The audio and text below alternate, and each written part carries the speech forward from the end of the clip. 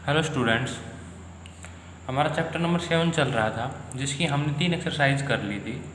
इसके बाद हमारा जो फोर्थ एक्सरसाइज हम करना चाह रहे हैं अभी। इस फोर्थ एक्सरसाइज को करने से पहले कुछ थ्योरम्स है, वो थ्योरम करवा देता हूँ पहले। तो अब तक हमने इन फर्स्ट, सेकंड और थर्ड एक्सरसाइज के अंदर कुछ रूल्स पढ़े थे कॉन्करेंस रूल के।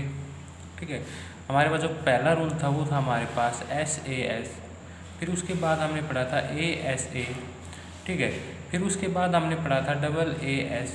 ठीक है, फिर हमने पढ़ा था SSS और RHS। ये रूल हमने पढ़ा था। ये रूल जब भी हमने पढ़े थे, इसके अंदर हमारे पास यानी कि जब हम SAS से दो ट्रायंगल्स को, यानी इन रूल से किसी भी ट्रायंगल्स को कॉन्ग्रुएंट प्रूव कर देते थे, तो हमारे पास वो दोनों ट्रायंगल्स क्या हो जाती थी, इक्वल हो जाती थी। लेकिन इन दोनों ट्रायंगल्स को ये रूल अप्लीकेबल होने के लिए दोनों ट्रायंगल्स में हमारे पास कुछ कंडीशंस होती थी। ठीक है, यानी कुछ गिवन होता था। तो इनके अंदर कंडीशंस हमारी जो इक्वलिटी थी, यानी कि दो ट्रायंगल्स हमारी इक्वल होंगी, इसके लिए हमारे पास कुछ कंडीशंस होती थी। ठीक है, conditions for equality, congruency of sides, यानी कि हमारे पास साइड इक्वल होंगी, एंगल इक्वल होंगे और ट्रायंगल के अंदर। ठीक है, बट सर्टेन केस इक्वलिटी या फिर कॉन्ग्रुएंस डज नॉट एग्जिस्ट, यानी कि हर ये थे हमारे पास। यहाँ पर अगर हमारे पास दो ट्रायंगल्स और एक इंक्लूडेड एंगल इक्वल होता था, तभी हमारे पास दो ट्रायंगल्स क्या होती थी, इक्वल होती थी। लेकिन हमारे पास ऐसी भी बहुत सी ट्रायंगल्स रहेंगी जिनके अंदर ये रूल अप्लीकेबल नहीं होगा। ये रूल अप्लीकेबल नहीं होगा तो इसका मतलब क्या होगा कि वो ट्रायंगल्स के अंदर बस क्या होगा, इक्वलिटी, उनके बीच में कुछ इनइक्वलिटी रिलेशंस आएंगे।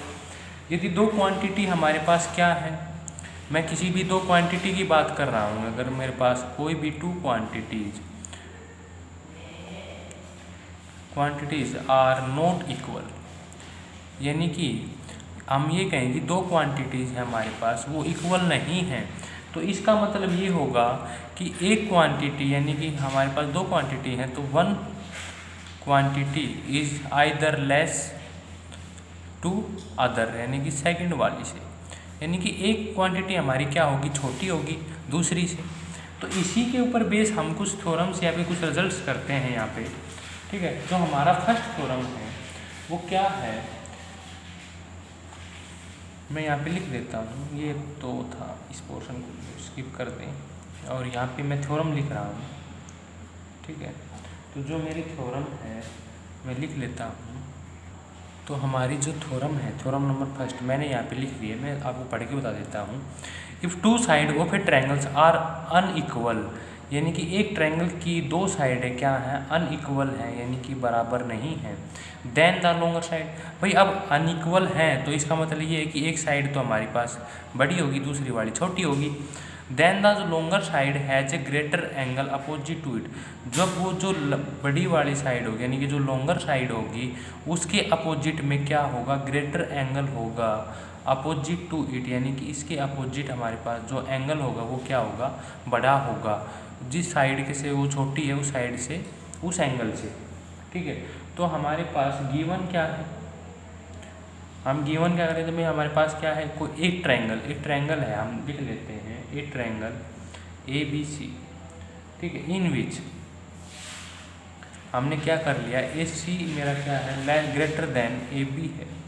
ठीक है, मैं फिगर बना लूँ यहाँ पे, हमने यहाँ पे फिगर बना दी इस प्रकार से।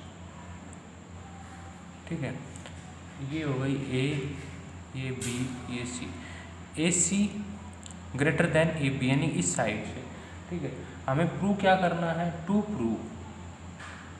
हमें प्रूव करना है द लॉन्गर साइड, यानी तो ये हमारे पास क्या AC क्या है, लॉन्गर साइड है, has a greater angle opposite to it, यानी कि ये जो एंगल है AB क्या है, ये छोटा, यानी कि इस एंगल से क्या होगा, बड़ा होगा। तो यानी कि to prove angle ABC greater than ACB, यानी कि इसके हमें प्रूव करना है। तो अब इसको प्रूव कैसे करें, भाई ये जो एंगल है, इस एंगल को हमें इस एंगल से क्या प्रूव करना है, बड़ा प्रूव करना है। तो कंस्ट्रक्शन कर लेते हैं इसका। इसके अंदर हम एक्सटीरियर एंगल की जो थ्योरम थी हमारा, जो एक्सटीरियर एंगल है वो प्रॉपर्टी यूज करेंगे।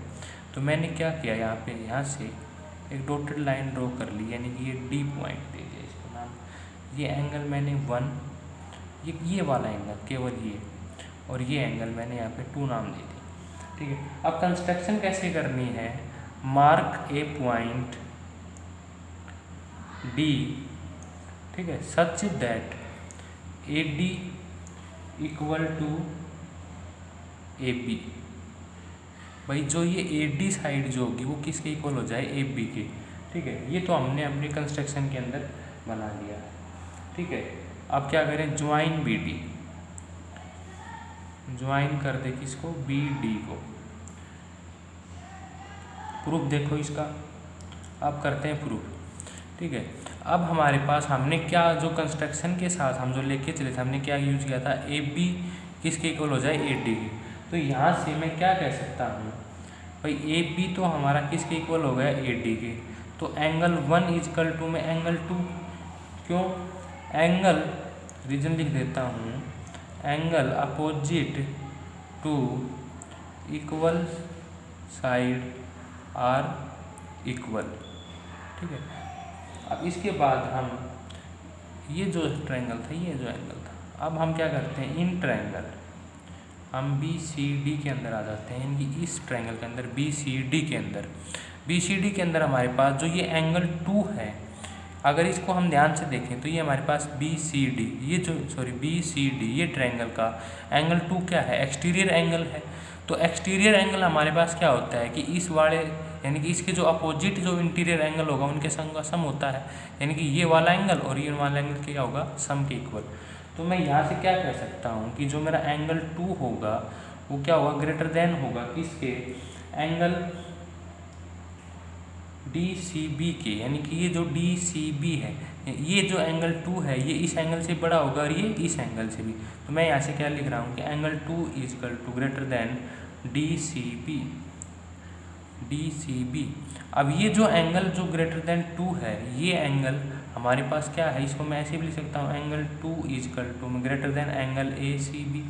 बस एंगल तो सेम है ना, यहाँ से क्या है, डी सी बी है, इसी को मैंने क्या नाम लिख दिया, ए सी बी। एंगल तो मेरा क्या है, सेम है। इसके बाद मैं क्या करता हूँ यहाँ से, भाई मुझे अब ये एंगल का इसके बारे में पता चल गया। ठीक है, अब एंगल, इस इक्वेशंस को मैं यहाँ पे अगर देखूँ तो एंगल 1 इजकल टू में एंगल 2 है, और एंगल 2 क्या आ गया मेरा, ए सी बी से बड़ा आ गया। तो यहाँ से एंगल 1 है वो भी क्या हो जाएगा, greater than angle A C B, क्योंकि एंगल 1 और एंगल 2 तो क्या है, दोनों बड़े हैं। अब इस एंगल 1 को देखो, ये एंगल किसका पार्ट है, ए बी सी का पार्ट है। नाउ मैं यहाँ लिख देता हूँ, now angle 1 is a part of angle A B C. भाई ये क्या है, इसका पार्ट है, यानी कुछ पार्ट यहाँ पे रह गए, कुछ पार्ट क्या है, ये है। तो इसका मतलब ये हुआ कि एंगल 1 है, एंगल 1 को छोड़ो, आप इसकी बात कर लो, एंगल 1 तो क्या है, इसका पार्ट है। जब इस कंप्लीट एंगल का पार्ट ही इस एंगल से बड़ा आ गया, तो ये जो कंप्लीट एंगल है ये ओबियसली इससे बड़ा होगा। भाई एंगल 1 तो मेरा कितना है, एंगल ए बी डी है। अब ये जो एंगल 1 ही है यही इस एंगल से बड़ा आ गया, तो ये जो कंप्लीट एंगल है ये तो अब ओबियसली अपने आप ही बड़ा होगा। तो angle A B C greater than angle A C B. ठीक है, यही रिजल्ट हमें क्या करना था, प्रूव करना था। ठीक है, इसके बाद हम नेक्स्ट थ्योरम करते हैं। नेक्स्ट थ्योरम हमारी क्या होगी, इसी थ्योरम का कन्वर्स पार्ट होगा, यानी कि इसका अपोजिट होगा। भाई यहाँ पे हमारे पास क्या दे रखा था, 2 side of a triangles are unequal then the longer side has a greater angle opposite to it. अब हमारे पास गिवन होगा कि वो किसी ट्रायंगल का एक एंगल क्या है, बड़ा है, तो इसके अपोजिट क्या होगी, लार्ज साइड होगी। ठीक है, यानी कि अब यहाँ पे हमारे पास एंगल बड़ा दिया हुआ होगा, लार्जर दिया होगा, और हमें क्या प्रूव करना होगा कि इसके अपोजिट क्या होगी, लॉन्गर साइड होगी, यानी कि इस थ्योरम का अपोजिट। तो कन्वर्स है ये, जिसको हम क्या बोलते हैं, कन्वर्स ऑफ थ्योरम फर्स्ट। अब जो हमारी जो थ्योरम 2 होगी वो क्या होगा, इसका कन्वर्स होगा। ठीक है, थ्योरम 2, इन ए ट्रायंगल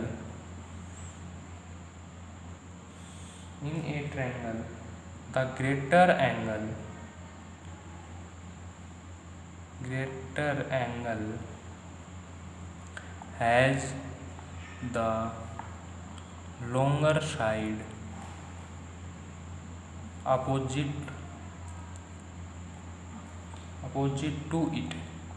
ठीक है, तो हमारे पास गिवन क्या हो गया, इन ए ट्रायंगल, यानी कि ए ट्रायंगल ए बी सी इन विच, हम यहाँ पे एक ट्रायंगल बना लें ए बी सी, ए बी सी। ठीक है, ये हमने एक ट्रायंगल ले लिया ए बी सी।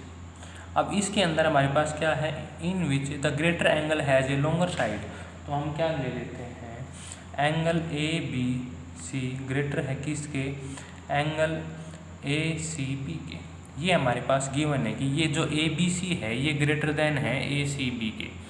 ठीक है, तो हमें प्रूव क्या करना है, हमें प्रूव करना है ए सी ग्रेटर देन ए बी, ये प्रूव करना है। ठीक है, तो अब इसका प्रूफ देख कर लें। अब हमें क्या प्रूव करना है, ए सी ग्रेटर देन ए बी, यानी कि ये एंगल क्या है, बड़ा। तो यहाँ पर हमारे पास 3 केस बनते हैं। ठीक है, in triangle A B C, in triangle A B C, ठीक है, वी हैव 3 केस या फिर 3 पॉसिबिलिटी। ठीक है, हमें प्रूव क्या करना है, ए सी ग्रेटर देन ए बी। हमारे पास ये ट्रायंगल है ए बी सी। अब इसके अंदर हमारे पास 3 पॉसिबिलिटी बनती है। पहली क्या, कि ए सी क्या हो, लेस देन हो ए बी के। दूसरी क्या हो, ए बी मेरा क्या हो, इक्वल टू ए सी हो। और जो थर्ड केस है मेरा, थर्ड केस क्या हो, थर्ड केस हो ए सी ग्रेटर देन ए बी। ठीक है, अब जो हम पहला केस लेते हैं, ठीक है, वो केस क्या है कि इफ वी हैव, ठीक है, हम इनको बाई कॉन्ट्राडिक्शन करते हैं। ठीक है, हम मान के चलते हैं। ठीक है, ए C less than A B. भाई हमें प्रूव क्या करना है, ए सी ग्रेटर देन ए बी। तो हमारे पास 3 पॉसिबिलिटी बनती है, तो हम ए C less than A B लेके चलते हैं। ठीक है, फर्स्ट केस के लिए देखो, ई पॉसिबल, हमने क्या लिया, हमने ये मान लिया, कॉन्ट्राडिक्शन लेते हैं। देखो कॉन्ट्राडिक्शन का मीनिंग क्या होता है, मैं आपको पहले ये समझा दूँ। कॉन्ट्राडिक्शन में जैसे आप कोई स्टेटमेंट गिवन दे, ठीक है, जैसे कि मैं यहाँ पे एक स्टेटमेंट दूँ कि किसी भी, जैसे आप 9th क्लास है, 9th क्लास के सभी बच्चे एग्ज़ाम के अंदर क्या है, पास है। ठीक है, मैंने एक स्टेटमेंट गिवन, आपको एक स्टेटमेंट दी कि 9th क्लास के सभी बच्चे एग्ज़ाम के अंदर क्या हैं, पास हैं। ठीक है, ये मेरी एक स्टेटमेंट है। इस स्टेटमेंट को यदि अगर मेरी स्टेटमेंट को यदि आपने कॉन्ट्राडिक्ट यानी कि रॉन्ग प्रूव करना है, तो केवल ये नहीं है कि आपने, भाई मैंने क्या कहा, सभी बच्चे, ठीक है, यानी कि ऑल स्टूडेंट्स आर पास। ठीक है, मेरी इस बात को आपने अपोजिट प्रूव यानी कि गलत साबित करने के लिए केवल सिर्फ एक बच्चा ऐसा बताना है जो क्या है, फेल है। ठीक है, भाई सभी, मैंने क्या कहा कि सभी बच्चे पास हैं। आपको सभी बच्चों का रिजल्ट से कोई मतलब नहीं है, यहाँ पे सिर्फ आपको ये दिखाना है कि एक बच्चा, ठीक है, एक बच्चा क्या है, फेल है। ठीक है, तो जो मैंने जो स्टेटमेंट दी थी या फिर मैंने जो अजम्पशन माना था वो मेरा क्या हो गया, गलत हो गया। ठीक है, क्योंकि मैंने तो सभी के लिए कहा था, उसमें से एक बच्चा है जो क्या है, फेल है। ठीक है, इसी प्रकार से हम यहाँ पे लेके चलते हैं। इफ पॉसिबल, हम मान लेते हैं कि ये हमारे पास क्या है, ए C less than A B है।